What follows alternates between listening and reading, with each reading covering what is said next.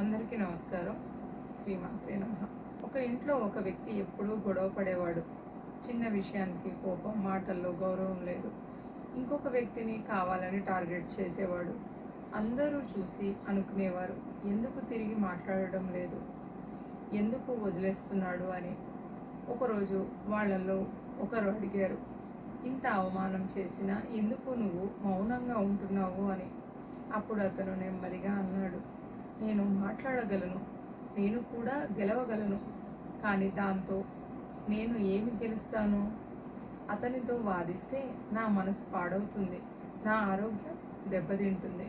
అతను ఒకరోజు గెలిచానని అనుకుంటాడు, కానీ నేను నా శాంతిని కోల్పోతాను. అందుకే వదిలేస్తున్నాను. అతన్ని గెలిపించడానికి కాదు, నా శాంతిని కాపాడుకోవడానికి. ఆ మాట విన్న తర్వాత అందరికీ అర్థమైంది, వదిలేయడం అంటే ఓడిపోవడం కాదు, ఎక్కడ వాదించకూడదో తెలుసుకోవడం. కొంతమంది మారరు, వారితో వాదిస్తే సమస్యలు మాత్రం పెరుగుతాయి. అందుకే గుర్తుపెట్టుకోవాలి, ప్రతి పోరాటం గెలవాల్సిన అవసరం లేదు, కొన్ని వదిలేస్తేనే మనం గెలుస్తాం.